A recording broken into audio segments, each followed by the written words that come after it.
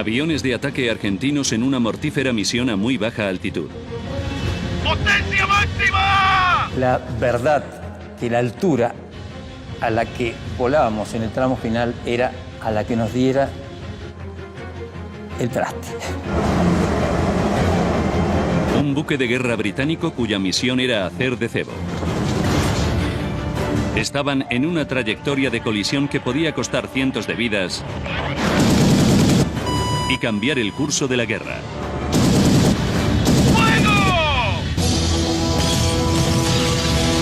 Los desastres no ocurren sin más. Son desencadenados por una serie de sucesos críticos. Vamos a revelar las pistas y a analizar esos segundos catastróficos finales. Segundos catastróficos, el hundimiento del Coventry. Atlántico Sur. Las Islas Malvinas. 25 de mayo de 1982. Gran Bretaña y Argentina llevan 54 días en guerra. 6 en punto de la mañana. El HMS Coventry, un destructor británico tipo 42, estaba situado al norte de las Islas Malvinas, junto a la fragata Broadsword.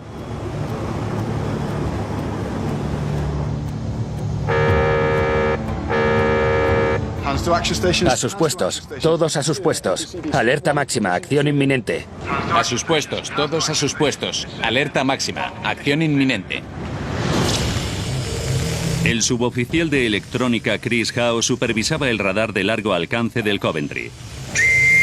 Skyhawk, 130. Identificaban a 2 aviones argentinos. Whisky, aquí Alfa Whisky. Enemigo 199-201. Ubicación 206 a 22 millas. Velocidad alta.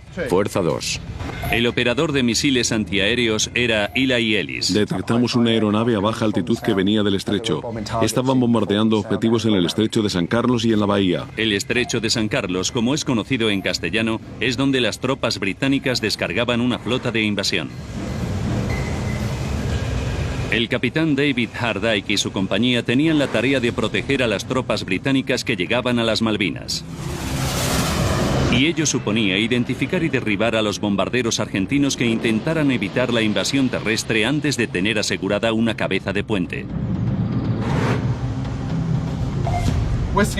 Whisky, aquí Alfa Whisky. Enemigos 214 y 208. Alerta de ataque aéreo a buque Charlie. Alarma de Sea Dart. Aeronave 2002-2003. El Sea Dart, un misil antiaéreo británico, era preparado.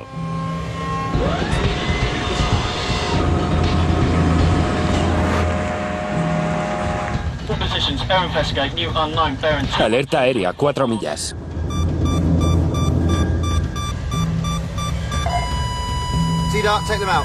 Sea Dart, sobre puente.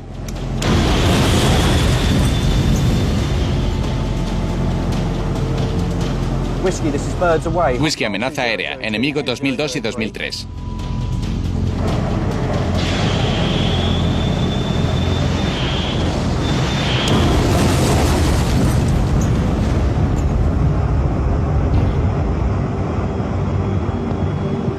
Whisky, aquí Charlie. Explosión aérea 2002.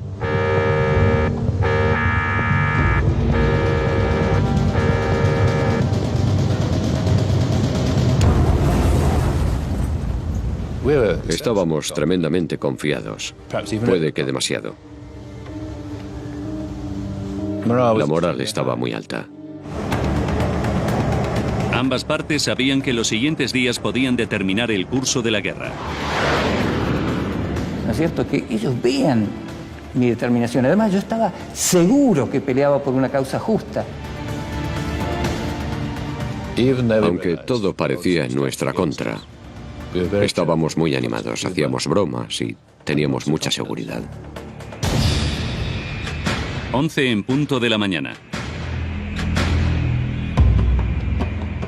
Argentina, provincia de Santa Cruz, base aérea de Río Gallegos. La noticia del ataque era transmitida por el capitán Pablo Carballo de la Brigada Aérea número 5. Conocía bien al piloto. Entonces, todo eso que íbamos sintiendo hacía que uno vaya conociéndose tremendamente, más en situaciones que uno se hace como un hermano. El deseo de combatir y el dolor de saber que estamos a punto de morir. En las arenas bailan los remolinos. Los pilotos intentaban liberar tensiones mientras esperaban órdenes. Y ahí tocábamos la guitarra, cantábamos y demás. El arriero va, el arriero va.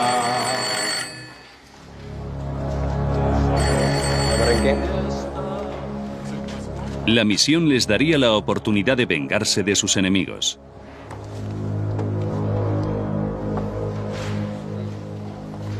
Sí, señor.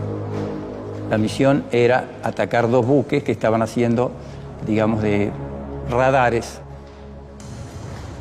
Tan es así que aparentemente fueron ellos quienes derribaron al capitán García. Aquí empezamos. En la ruta volamos hasta... Los pilotos se dirigirían a Isla Borbón e intentarían hundir el Coventry y el Broadsword. Atravesamos. Junto a Carballo, en un ataque con 4 bombarderos, irían los pilotos Carlos Rinque, Jorge Barrionuevo y Mariano Velasco.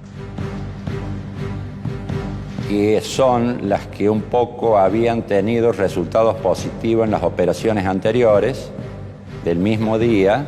Entonces el objetivo era neutralizar estas unidades. ¿Lo tienen? Sí. Trabajo de equipo, ¿ok? Sí, capitán. Vamos. Yo siempre iba con mucho miedo al avión, pero ese día no tenía miedo. Los argentinos pilotaban bombarderos A-4P Skyhawk, antiguos pero rápidos, maniobrables y altamente efectivos.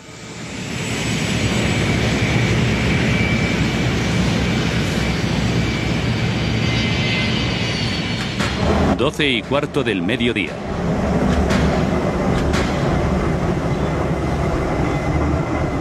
En el Coventry, Hardike recibía información secreta del equipo de fuerzas especiales oculto en algún lugar de Argentina. El teniente coronel Jamie Miller, experto en inteligencia, era informado de la noticia. Recibimos un mensaje bastante escalofriante de la patrulla infiltrada del servicio secreto, ya que nos avisaban de que habían iniciado otro ataque. Emergencia, creo que estábamos esperando eso. La hora estimada de ataque era 1 hora después. Sabía que iba a ser duro, así que estaba concentrado y nervioso. Era un excitante final de día, de una manera o de otra. 12 y 45 minutos.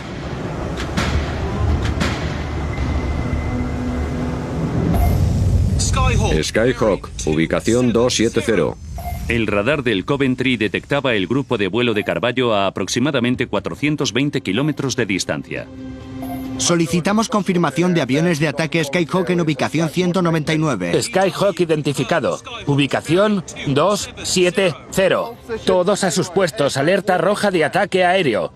Enemigo 5556, 5557, 5558, 5559. Ubicación 315. Fuerza 4. Velocidad alta 200 millas.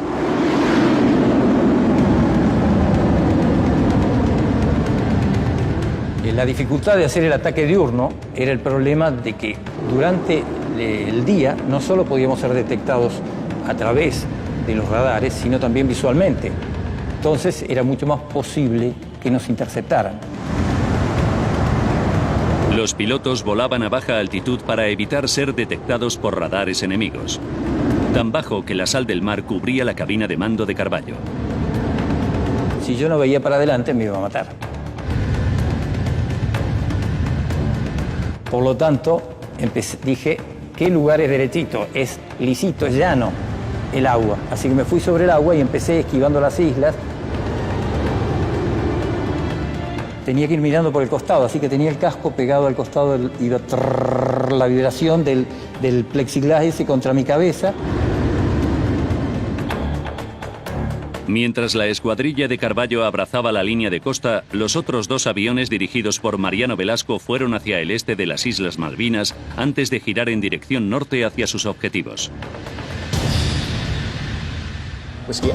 Whisky Alpha, aquí Charlie. Nueva alerta aérea. Ubicación 557097. Velocidad alta, nueva alerta aérea. 12:55. Los dos pares de Skyhawks volaban tan bajo que el radar del Coventry no los pudo detectar.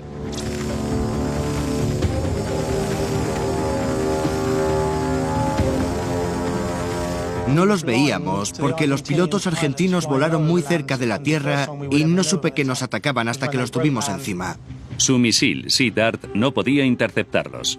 Todos los ojos estaban puestos en las pantallas de radar de la sala de operaciones. En la cubierta superior todos los ojos estaban puestos en la isla Borbón, esperando que estas dos escuadrillas de 4 aviones descendieran y se mojaran los pies. Sabíamos que nos iban a atacar. Los habíamos visto desaparecer por el oeste de las Malvinas y era cuestión de tiempo. Era como cuando un jugador de tenis está a punto de dar un raquetazo. Todo el mundo estaba totalmente preparado.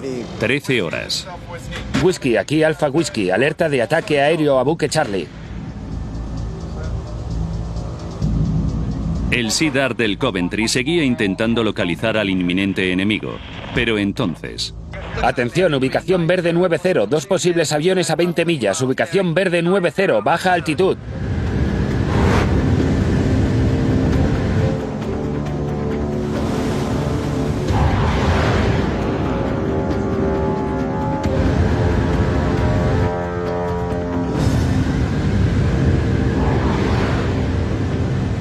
Vi los dos puntitos al fin del horizonte. Eran dos puntitos lejísimos. Ok, chicas, los tengo a la vista. ¡Potencia máxima! Yo dije, de esta no volvemos, porque estábamos totalmente expuestos. 13 horas y 20 minutos.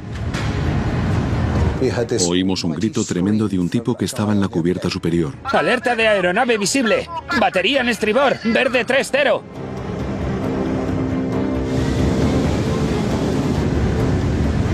Los operadores de radar sabían que solo tenían unos minutos para interceptar.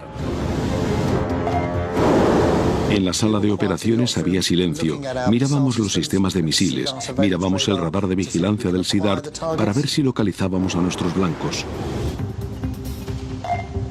Pero no podíamos. Batería en estribor, objetivo aéreo, coordenadas verde 3045. El Coventry tenía una defensa de menor tecnología. Su cañón de 4,5 pulgadas abría fuego. ¡Fuego!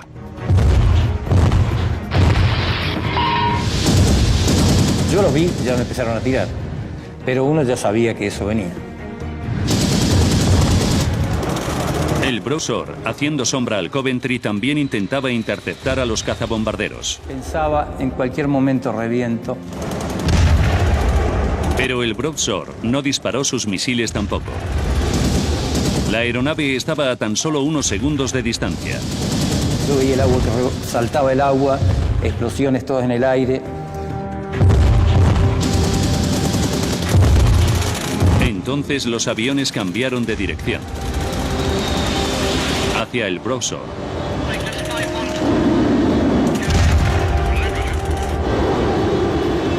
La verdad que la altura a la que volábamos en el tramo final era a la que nos diera el traste.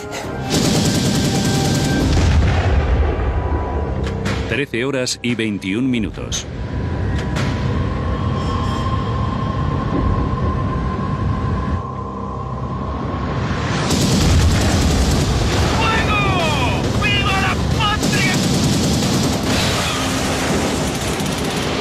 Una bomba rebota en el mar. Pasaba por la cubierta de vuelo del Browser destrozando un helicóptero y volvía a caer al mar sin explotar. Pero justo cuando parecía que los dos buques británicos habían tenido suerte de escapar... Alarma visual de aeronave. Batería en estribor verde 90.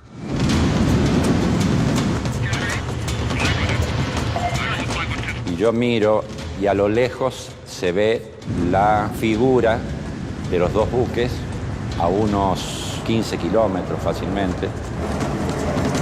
Una duración de vuelo de poco más de 1 minuto. 13 horas y 22 minutos. Alerta, se dirigen hacia nosotros.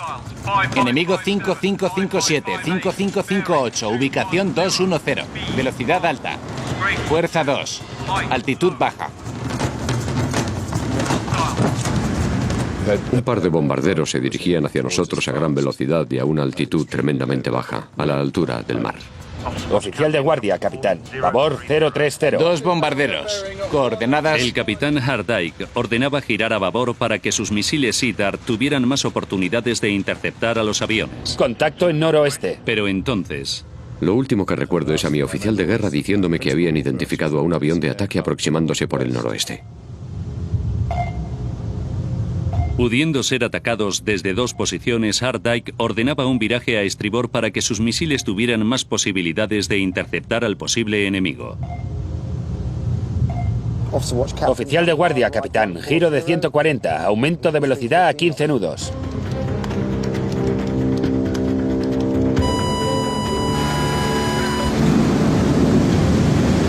Aquí Charlie, avión identificado, enemigo 5557. Pude identificar brevemente al primer avión. Señor, tengo un Sea Harrier, ¿lo quiere? El piloto británico podía derribar a los bombarderos argentinos. Pensé, tengo que interceptarlos, voy a intentarlo con el Sea Dart. Ataque con Sea Dart. 13 horas, 22 minutos, 43 segundos.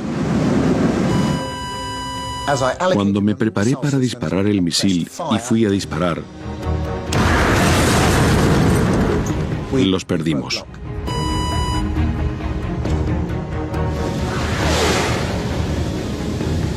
Vi el misil pasar por el costado derecho mío, a unos 300 metros por mi derecha.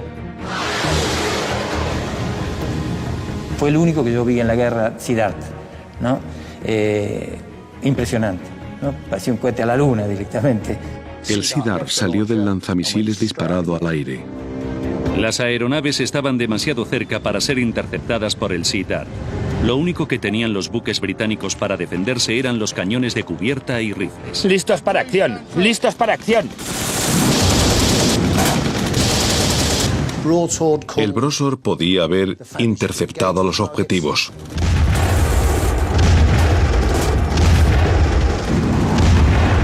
Los hombres del Coventry esperaban que el Broadsword disparara en cualquier momento.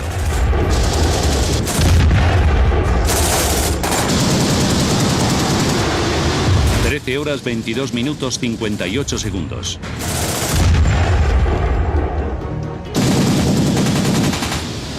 Vi como los proyectiles salpicaban en el agua y venían hacia nosotros. Y luego empezaron a penetrar en el casco justo debajo de donde yo estaba.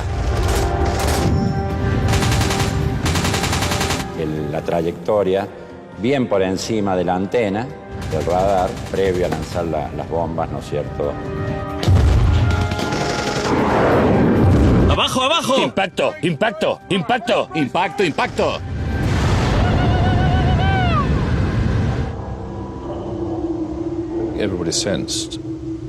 Todo el mundo presintió que habíamos perdido la batalla.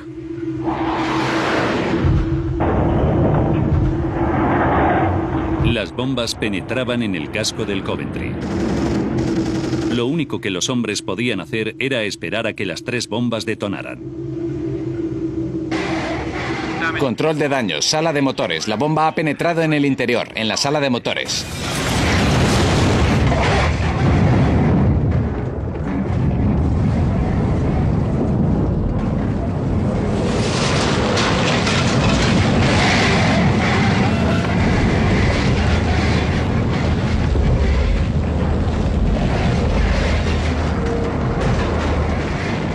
Hardike quedó inconsciente. En un impacto quedé rodeado de humo denso y sofocante. Y todo estaba en llamas.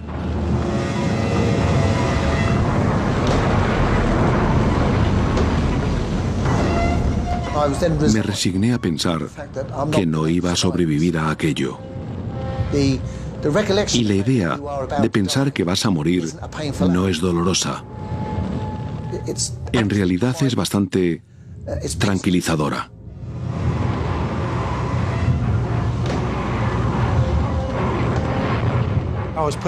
Cuando alargué el brazo y la mano, lo primero que pensé fue que iba a morir, que no iba a salir vivo de ese buque. Vi imágenes de mi mujer y de mis hijos en ese momento y pensé, no, sí que voy a salir.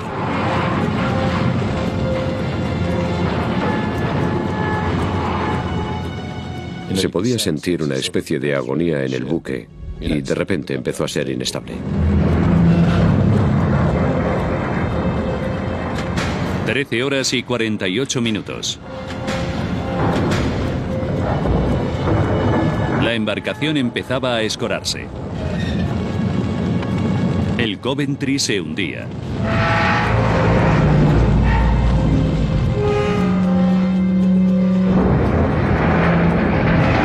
La tripulación abandonaba el barco. 261 supervivientes eran trasladados al Brosor, pero 19 hombres perdían la vida. El HMS Coventry desaparecía entre las olas.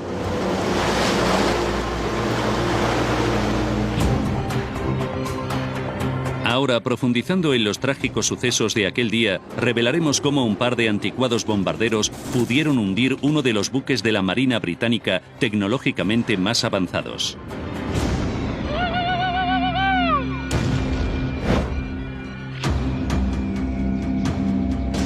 La Guerra de las Malvinas empezó el 2 de abril de 1982, cuando las tropas argentinas invadieron este pequeño archipiélago y lo reclamaron como suyo. Listo para despegue. Los británicos enviaron un destacamento especial para recuperarlo.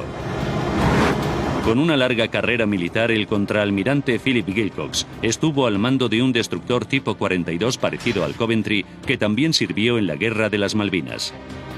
La principal amenaza aérea a la que se enfrentó la Marina Británica en las Malvinas fue el lanzamiento de bombas desde aeronaves tripuladas. El destructor tipo 42 había sido diseñado para cumplir una función muy específica: atacar bombarderos soviéticos a gran altura en el Atlántico Norte con sus misiles Sea Dart. El sistema de misiles Sea Dart fue diseñado para amenazas de medio alcance y de medio nivel. Era ideal para atacar bombarderos soviéticos a gran altura, pero en las Malvinas, el almirante Sandy Budvar hizo al Coventry utilizar su radar de largo alcance de una forma diferente. Como sistema de alerta de ataques aéreos. El Coventry era el único destructor que el almirante tenía en ese momento para defenderse de ataques aéreos y como sistema de alerta.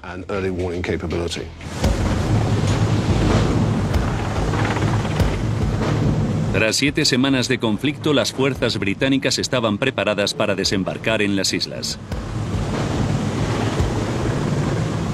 La función del Coventry era vigilar a las aeronaves argentinas que se dirigieran a las tropas británicas que llegaban a San Carlos. Estos desembarcos eran cruciales para la esperanza británica de recuperar las islas. Pero eran muy vulnerables, y si los bombarderos argentinos los alcanzaban, las tropas de tierra podían ser eliminadas. El Coventry protegía de ataques aéreos la parte norte de las Malvinas Occidentales y la parte norte de San Carlos.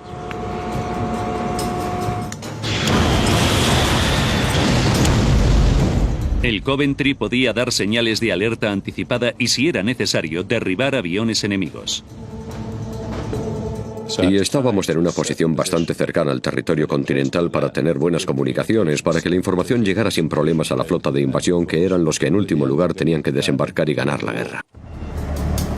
Pero el Coventry tenía otra función más mortífera que cumplir el 25 de mayo.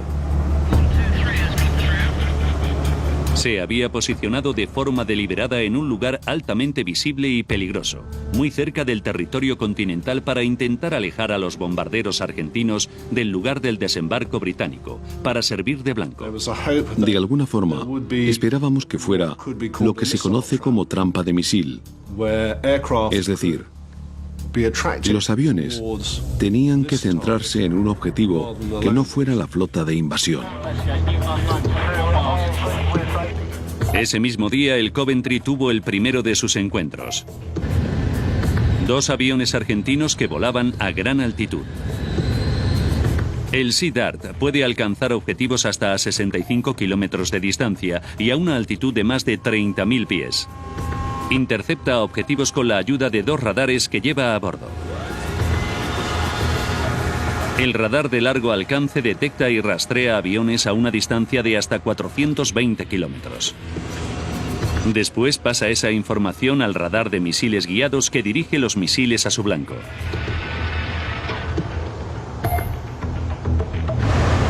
Los 2 aviones argentinos volvían de atacar a la flota de invasión británica. Para tener suficiente combustible para llegar a su base en la Argentina continental, necesitaban una altitud de aire fino. Condiciones ideales para el ataque de un Sea Dart. El Coventry podía interceptar esos blancos porque los aviones iban a una altitud que permitía al buque formar una trayectoria y derribarlos con éxito con los misiles Sea Dart. El Coventry parecía tener ventaja sobre los aviones argentinos. Atención al puente. Pero el buque y su sistema de Sea Dart tenían un gran talón de Aquiles. Es importante recordar que el Sea Dart no está diseñado para ataques rápidos y de baja altitud. Era un punto débil del que eran conscientes los capitanes británicos. Todos los ejercicios que se habían llevado a cabo habían demostrado que la capacidad del buque para defenderse de ataques de baja altitud y rápidos y cerca de la orilla era bastante limitada. Los Sea Dart funcionan mejor cuando el radar tiene una clara línea de visión del objetivo. Cualquier masa terrestre alrededor del objetivo hace que el radar pierda nitidez y visibilidad del blanco. Desafortunadamente, en las Malvinas occidentales y orientales hay masas terrestres de altura y algunos valles bajos en los arcos ciegos, detrás de las colinas. Y también hay muchas islas pequeñas que quitan visibilidad al radar. Y lo que era peor para la tripulación del Coventry, era un punto débil que los argentinos conocían. El mejor método para eludir un Sea Dart es volar rasante. Y los pilotos querían aprovecharse de esa debilidad. Tratamos siempre, como dije anteriormente, de respetar ese patrón de vuelo, tratar de alcanzar un vuelo rasante, volar a baja altura, digamos, lo antes posible, de manera que de no ser detectados. En la sala de operaciones de un destructor tipo 42, es casi imposible para los operadores ver a un avión que vuele a tan poca altura de la tierra. Para que el Coventry tuviera oportunidad de sobrevivir a un ataque directo, iba acompañado de otro buque de guerra. Una fragata tipo 22, el HMS Brosor. La fragata tipo 22, con su sistema de misiles Seawolf, está diseñada para la defensa de su propio buque y también para atacar objetivos de poca altitud, misiles y aviones. El sistema de misiles del Brosor podía alcanzar y derribar aviones de ataque enemigos desde una distancia de entre 6,5 kilómetros y 1 kilómetro. Los capitanes británicos creían haber encontrado la forma de proteger al HMS Coventry de ataques de baja altitud. Si atacaban a los 2 buques, el Coventry intentaría interceptar al enemigo en la distancia. Y si el Sea Dart no conseguía detectar al avión enemigo antes de estar a demasiada distancia del Seawolf de corto alcance del Brosor, tomaría el relevo.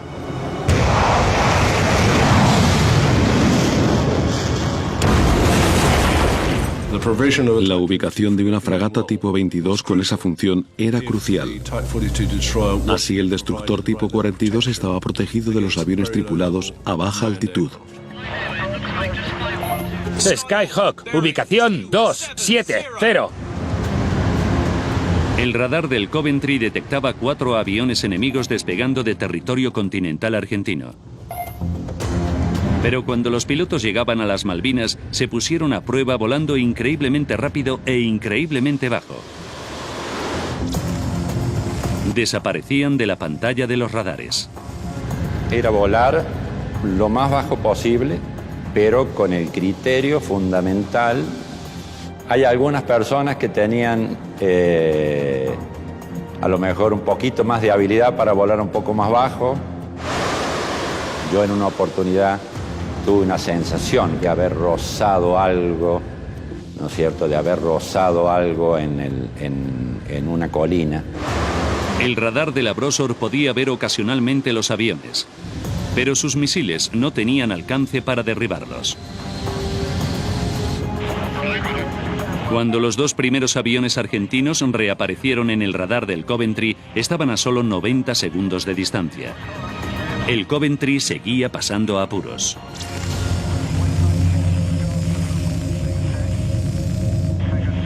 El Coventry era incapaz de interceptarlos eficazmente con su sistema de misiles Sea Dart por su corto alcance y porque, como tenía dificultades para identificar a los blancos, el sistema de Sea Dart no podía realizar el enganche con sus misiles.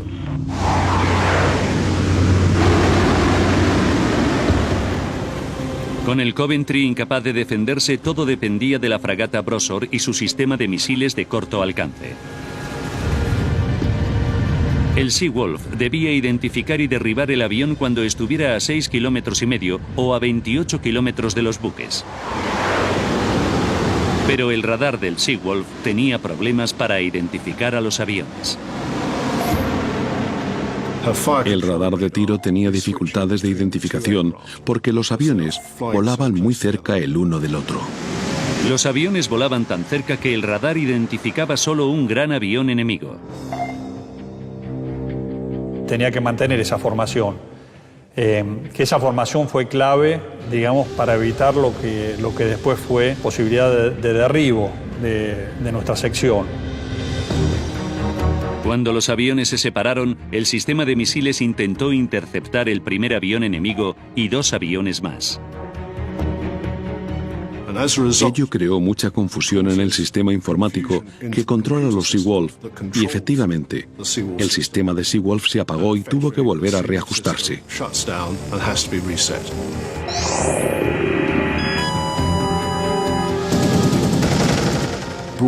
El Brosworth quedó indefenso y era un objetivo fácil de derribar para los Skyhawks.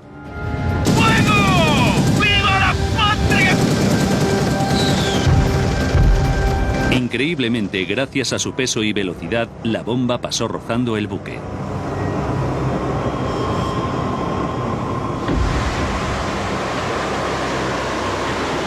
Aunque el Brosor había tenido suerte, la táctica diseñada para proteger a ambos buques había fallado. Sin embargo, la volvían a poner a prueba cuando divisaron otros 2 Skyhawks al mando del primer teniente Mariano Velasco. Pero esta vez había una complicación añadida. Con los Skyhawks aproximándose por estribor, el capitán Hart Dyke era alertado de otra posible aproximación enemiga por popa, el punto ciego del buque. Aproximándose por noroeste, aproximándose por noroeste. Uno de los desafíos del destructor tipo 42 es que no podía abrir fuego hacia atrás, así que el capitán tuvo que maniobrar el buque para controlar el radar director de tiro y el lanzamisiles. Giro a la derecha, 140, aumentando velocidad a 15 nudos.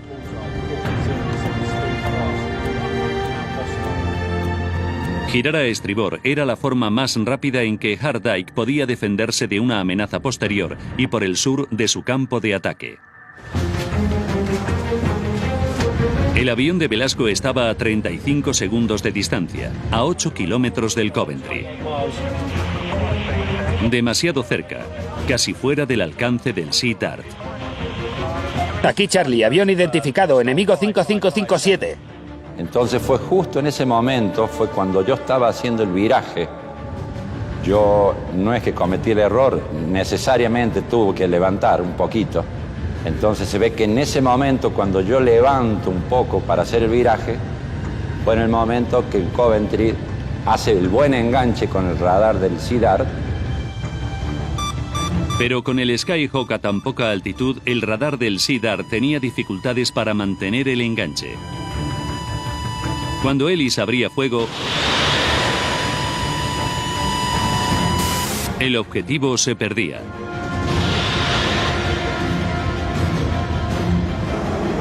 El Coventry no podía volver a disparar a tiempo. La aeronave estaba a solo 21 segundos de distancia y el Coventry volvía a depender del Broadsword. Y evidentemente yo esperaba que el Broadsword pudiera derribarlos. En esos últimos segundos finales, el Coventry de Hard Eye continuó girando a estribor para responder al ataque del norte.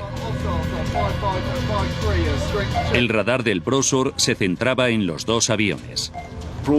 El Broadsword logró identificar a uno de los aviones y justo cuando iba a interceptarlo, el Coventry siguió girando a estribor y se puso en la trayectoria de fuego del Broadsword, que disparaba a los objetivos que se aproximaban por el sudeste.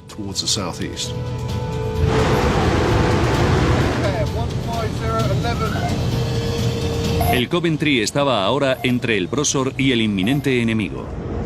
Si el Broadsword disparaba, sus misiles alcanzarían al Coventry. El avión enemigo se libraba del ataque. Y el giro a estribor del Coventry tendría otra consecuencia. Colocaba el barco en la peor posición posible para un ataque aéreo.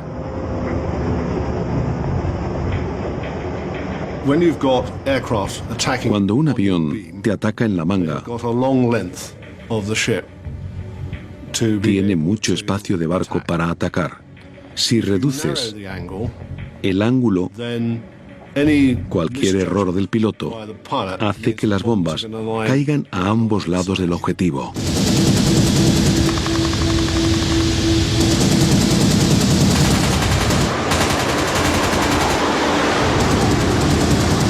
Cuando Velasco lanzó sus 3 bombas, el Coventry seguía virando. Gran parte del objetivo seguía expuesto.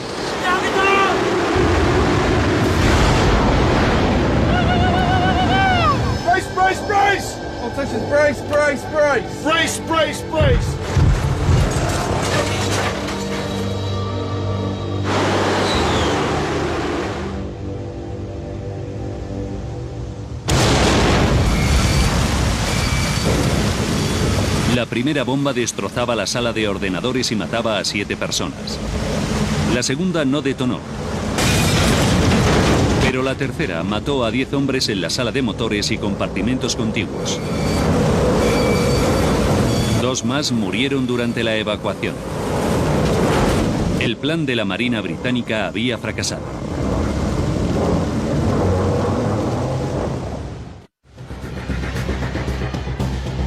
Ahora, tras investigar testimonios inéditos de los implicados en el ataque, podemos revelar la cadena de sucesos que provocaron la muerte de 19 marineros y la pérdida del HMS Coventry.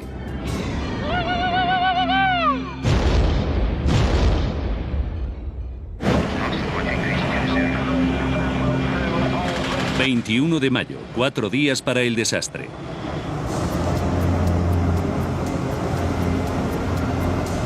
Las fragatas Coventry y Broadsword se posicionaban a poca distancia de las Islas Malvinas para hacer que los aviones argentinos les atacaran a ellos en lugar de a la flota de invasión británica.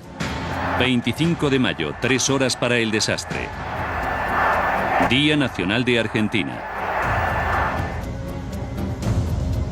Preocupado por la efectividad de su buque ante un ataque directo, el capitán Hardike intentó pedir permiso al comandante del destacamento espacial para trasladar el Coventry a alta mar.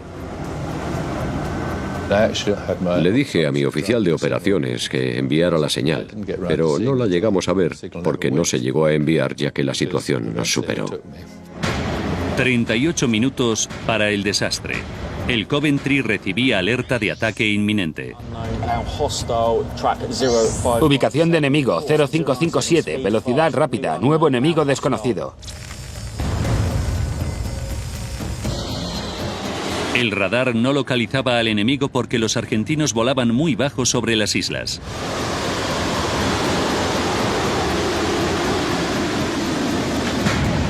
Un minuto y 38 segundos para el desastre. Un par de aviones atacaban a los dos buques. ¡Viva la patria! Lanzaban una bomba directamente sobre el Brosor. La bomba no conseguía detonar. Alarma de ataque. Batería a estribor, verde 9-0. Unos segundos después identificaban otro par de aviones de ataque aproximándose por el sur. 40 segundos para el desastre. Hardike era alertado de más aviones enemigos por el noroeste. Enemigo aproximándose por noroeste. Ordenaba virar a estribor para que ambas amenazas estuvieran dentro de su campo de ataque. Viraje a 140. 33 segundos para el desastre. El SEADAR del Coventry identificaba a la segunda oleada de aviones. Derribad con SEADAR. Disparó, pero falló. La defensa de los dos barcos dependía ahora del Brosor. Pero había un problema. La defensa combinada de misiles solo funcionaría coordinando cautelosamente los movimientos de los dos buques. La primera vez que practicaron la sincronización fue al llegar allí, en el noroeste de las Malvinas. Creo que tuvimos 2 o 3 días casi al final. 23 segundos para el desastre. Los misiles Seawolf del Brosor localizaban a los aviones. Pero en plena batalla, y sin haber podido practicar, las comunicaciones entre los dos buques fallaban. El Coventry viraba a estribor y también lo hacía el Brosor. Como resultado de ello, el radar del Coventry perdía el enganche de los Seawolf. Los dos buques estaban indefensos.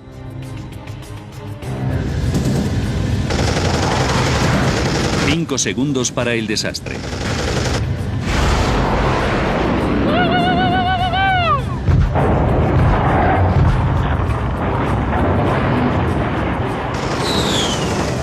Las 3 bombas de Velasco destrozaban el lado de babor del barco.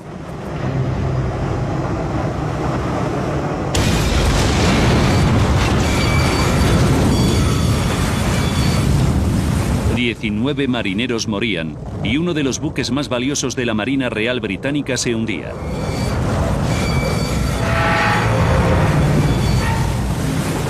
La amenaza desconocida del noroeste que había obligado al Coventry a virar no se llegó a identificar ni a materializar.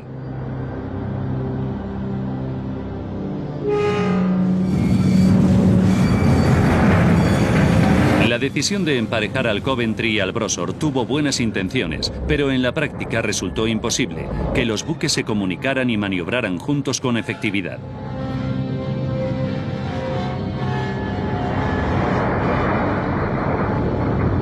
El saber que uno había cumplido con la misión con éxito, más allá del dolor por el otro, porque cuando uno ataca a alguien, está atacando a un ser humano. Es algo terrible. O sea, para toda la vida uno tiene la mochila del saber que atacó a un ser humano. Pero con su arriesgada ubicación, el Coventry cumplió la tarea que le fue asignada: alejar a los aviones de ataque argentinos de la flota de invasión británica y salvar la vida de innumerables soldados de tierra. En un momento dado, oí decir a un soldado de la flota de invasión que estaba trabajando en la orilla: menos mal que estaba el Coventry. Si no lo hubieran derribado a él, nos hubieran eliminado a nosotros. Así que se podría decir que fue un sacrificio necesario, que permitió que la flota de invasión desembarcara y ganara la batalla. Fue mejor que sufriéramos nosotros que ellos.